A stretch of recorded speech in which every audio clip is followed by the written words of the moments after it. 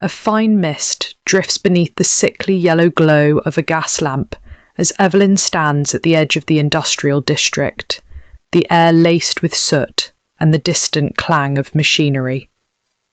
She waits, pressed against the crumbling brick, her satchel clutched tight. A figure steps from the shadows, Milo Crane, gaunt, with wary eyes and grease-stained hands. He keeps a careful distance, glancing twice over his shoulder before he speaks. Evelyn approaches with measured caution, her voice low. A practiced phrase, just cryptic enough. I need a route the Ministry forgot. Milo's lips twitch, amusement or warning, hard to tell. He circles her, probing with sharp questions. Who sent you? Who follows you? What do you really want?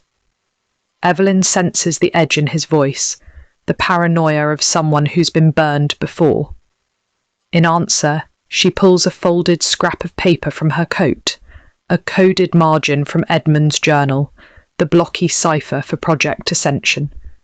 Milo's eyes flicker with surprise, then suspicion. She risks more, showing a fragment of a Ministry intake, manifest, marked with the circle and bolt sigil. Milo's posture softens a fraction. He leans closer, lowering his voice. If you're genuine, meet me an hour after shift change, behind the old foundry. I've got something you'll want to see. As he melts back into the shadows, Evelyn is left alone, the city's distant sirens ringing in her ears, a sliver of trust forged, but the sense of being watched never leaves. Evelyn slips through a narrow passage behind the blackened shell of the foundry, the acrid tang of burnt oil thick in the air. Milo waits in a soot-stained alcove, a battered satchel at his feet. He pulls out a handful of torn, grease-smeared pages, blueprints, lab notes, and a scorched envelope stamped with the church's sigil. He holds them just out of reach, testing her. Evelyn studies a diagram, tracing blocky call-outs with her finger and murmuring an interpretation, her voice steady, reaching back to Edmund's old cipher lessons. Milo watches, sceptical, as she decodes a line of technical jargon. Synchronization delays, servo cluster 4. Her confidence is unfeigned. He nods, surrendering the rest.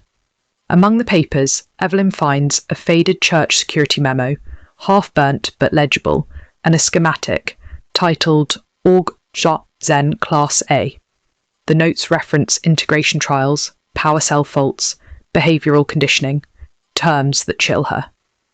Milo's silence is heavy, his fingers twitching as if wanting to snatch the evidence back. Evelyn's eyes dart across the fragments, piecing together the shape of something monstrous. Milo admits he fished them from a Ministry waste dump by the foundry, not daring to read them all. They both realise the stakes. This is more than smuggling or petty theft. It's evidence of a program that fuses human and machine. Milo, with a grudging respect, signals that he'll guide her further if she can follow the trail. A plan forms. The way in is beneath their feet. They continue to make their way through the narrow passage to a cramped, shadowed storeroom at the rear of the foundry. Milo busily shifts a number of crates away from a shelf at the back of the room, and then slides a shelf to one side to reveal a large, albeit well-camouflaged, rusted hatch in the floor, a secret smuggler's entry. In the meantime, Evelyn lays the torn schematics alongside her own battered folder of ciphered notes. The air is thick with dust and engine oil, muffling outside noise. Milo stands guard at the door, anxious as Evelyn scans the technical jargon, frowning at the gaps. Missing sections, numbers redacted, diagrams cut off midline. She mutters, recalling Edmund's teachings. Patterns emerge from chaos. Her fingers hover over the church security memo, spotting a reference. Facility 7, a coded designation. She cross-references it, with a manifest she'd salvaged days earlier. The numbers match. Her pulse quickens. She recognises the intake protocols and site codes she'd seen on ministry transfer schedules. This place, it's not just storage or transit, she whispers. It's a testbed. Milo's face goes pale as she explains. The processing facility is conducting prototype trials, the kind that require living subjects. The implications hang in the air, dreadful and acute. Milo admits he's run cargo through basement levels for months, but never understood what was above. Now, both comprehend the true danger. They are about to penetrate the heart of Project Ascension itself. Evelyn tucks the decoded fragments into her satchel, her resolve sharpening. Milo guides her to the hatch, and with a final check of the passage, they descend into darkness, their path set. The tunnel swallows them in a cold, oppressive silence, only the drip of distant water echoing off brick and corroded pipe. Milo leads, lantern in hand, boots splashing through shallow puddles. They pass forgotten ministry signage, peeling and half obscured by mould. Evelyn counts steps, mapping their way in her mind. Suddenly, a blue light washes over the stone. The whir of a malfunctioning security drone. Milo freezes, pressing Evelyn back against the wall. The drone sweeps its sensor array, back and forth, its optics stuttering. Milo fumbles for a battered device in his coat, a jammer cobbled from scavenged parts. He powers it on, static crackling. The drone judders, lights flickering, then powers down with a dying whine. But Milo's device emits a brief spark and goes dark itself, the protective shield spent. He curses under his breath. From here on, they are exposed. Evelyn notices scorch marks and discarded tech crates, Milo's smuggling trail. He confesses he's ferried contraband in and out, but never dared breach the upper levels. As they near the service stairs, the air grows warmer, tinged with antiseptic and the hum of distant machinery. Milo pockets the dead jammer. They climb upward, emerging into a shadowed sub-basement, the low drone of the facility above pressing down. Their cover is thin, and every step forward is a risk. Evelyn and Milo slip from the service stair into the cavernous processing floor, blending with a cluster of uniformed workers. The scale is staggering. Rows of battered benches, fluorescent lights harsh overhead, citizens separated by colour-coded wristbands. Guards in crimson-trimmed uniforms bark orders, herding the fearful into intake lines. Evelyn, feigning the role of an inspector, snaps photos with her slim camera, careful to keep her face down. Milo keeps to her side, but a sharp-eyed shift supervisor pauses, eyes narrowing in recognition. Milo's face, a memory from a smuggling run, gone awry. Evelyn acts quickly, palming a maintenance key and slipping down a side corridor. She triggers a minor alarm, a faulty steam valve, sending guards scrambling. In the chaos, she circles back, grabbing Milo's arm and pulling him into a shadow near the records alcove. Milo's breath is ragged, fear mixing with the shame of being caught. They watch as a technician erases names from ledgers, stamping forms with coded designations. Evelyn's camera captures it all, the faces of the processed, the mechanical stamping, the systematic stripping of identity. The operation is chillingly efficient. Milo's face is now flagged in the system, his image caught on a patrol's terminal. They have only moments before the net tightens. Evelyn signals. They must move fast, deeper into the heart of the bureaucracy. They squeeze into a dimly lit alcove, shelves stacked with battered ledgers and sealed folders. Evelyn's hands work quickly, photographing intake manifests, ministry directorate badges, and pages of coded sorting logs. Her heartbeat pounds as she scans for familiar names. Each ledger is a ledger of erased lives. Milo stands watch at the door, nerves taut.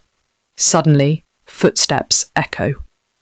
2 directorate agents enter, scanning the room with cold precision, searching for signs of a breach. Milo fakes a maintenance emergency, yanking loose a pipe and sending a gush of steam hissing through the air. The agents curse, retreating to call for repairs. Evelyn uses the precious seconds to photograph a transfer record, then slides it into her coat. The patrol lingers in the corridor, voices low. They're looking for a missing record, likely the one Evelyn just copied. Milo's ruse buys them only a sliver of time. They slip out, ducking behind a rolling cart of laundry, and head toward the admin wing. Evelyn's evidence is damning, but now directorate attention is focused directly on them. Milo's face appears on a security screen as a person of interest. Evelyn's badge number is flagged. The walls are closing in. Navigating narrow corridors lined with metal cabinets, Evelyn and Milo reach a cramped archive outside the admin offices. The whir of distant alarms and the clack of typewriter keys fill the air. Evelyn rifles through stacks of transfer logs, the pages marked with blocky destination codes and heavy redactions. Milo paces, anxious, fingers tapping. Evelyn closes her eyes, recalling Edmund's cipher. She reconstructs meaning from the fragments, spotting patterns in the codes. She finds a list, entries circled in faded ink. Her finger halts on a familiar name. Jonas. Status pending transfer. Her breath catches. Dozens of other vanished citizens are listed, all routed through this facility. She snaps photos, copying the codes, and matches Jonas's entry to a holding room nearby. Milo whispers that a supervisor is approaching. Footsteps are close, voices sharper. Evelyn tucks the evidence away, heart racing. She whispers to Milo, "Jonas is still here. We have to move." They duck through a side door as the supervisor rounds the corner, slipping into the shadows of a restricted wing. The truth is undeniable. This place is a slaughterhouse for identities, and Jonas may be only hours from vanishing forever. The restricted wing is a world of sterile white tile and humming machines.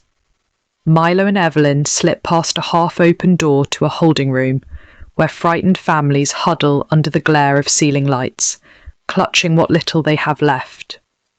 Milo's face tightens as he watches ministry guards confiscating keepsakes and identity cards. The mechanical cruelty is undeniable. A faint whistle, a signal from Milo's smuggling contact, echoes down a side corridor. Milo's breath catches. The contact gestures subtly from behind a laundry cart, signalling a route out. But the gesture is clear. Only one. Milo hesitates, torn between self-preservation and the horror before him. Evelyn meets his eyes, silent plea written across her face. Milo squares his shoulders and shakes his head at the contact, who disappears into the shadows. "I'm not leaving," he says, voice low and steady. "Not now." The two press onward, determination hardening between them. Milo's priorities have shifted. For the first time, this is about more than money or escape. They move toward a nearby research lab, resolved to find not just Jonas, but the heart of the operation. Pressing deeper into the labyrinthine admin corridors, Evelyn ducks into a security office. On the printer tray, a fresh report slides out, still warm, bearing the church crest and her own name. Evelyn Hart, active threat. The language is clinical and absolute, listing her movements, suspected associates, and a directive for immediate containment. Milo stands guard as Evelyn skims the report, hands trembling. She memorizes key details: expanded watcher surveillance, cross-institutional engagement, her own face, now a target on every screen. Red lights flash. A system alert triggers throughout the facility. Lockdown. Doors clang shut. Overhead, the PA blares in clipped tones, calling for biometric sweeps and directorate intervention. Evelyn burns the report with a lighter, watching the paper curl and blacken, but knows the information is already in circulation.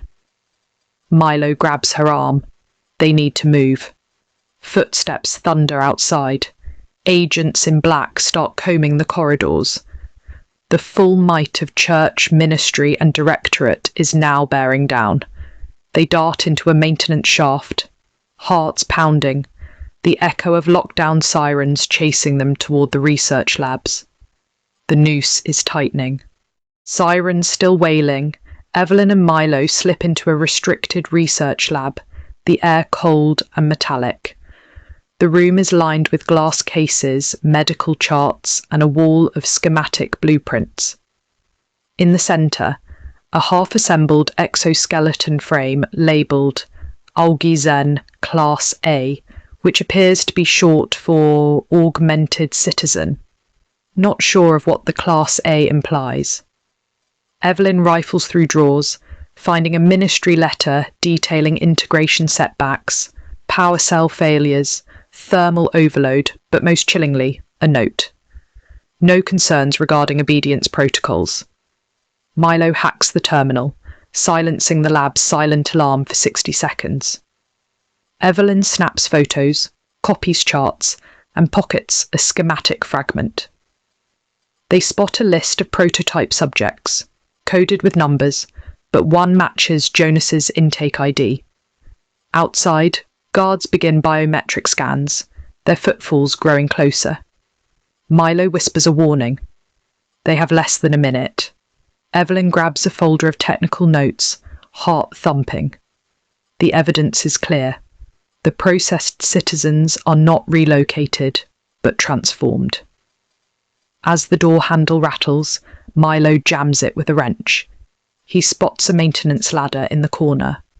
Together, they wrench it open and descend, plunging into the darkness below. Behind them, alarms reawaken, the lab now a hot zone for directorate search teams. Clambering into a narrow access stairwell, Evelyn and Milo hear the clang of boots above. The directorate agents are close. Milo hisses in pain, a graze on his arm bleeding from a ricochet as a guard fires down the shaft. Evelyn grabs his collar, hauling him down a side tunnel slick with condensation. She glances back. Security doors slam shut behind them, alarms echoing through the maze. Milo stumbles, dropping a folder. Evelyn scoops it up, but some pages are lost in the rush. At a fork in the tunnel, Evelyn hesitates. A route back to Jonas's holding room, or escape now. Milo gasps, barely able to keep pace. Evelyn curses, choosing to save Milo. Jonas's location is known, but Milo is bleeding out. She binds his wound with a strip of her shirt. They duck into a drainage tunnel, boots splashing through filthy water, the sound of pursuit fading.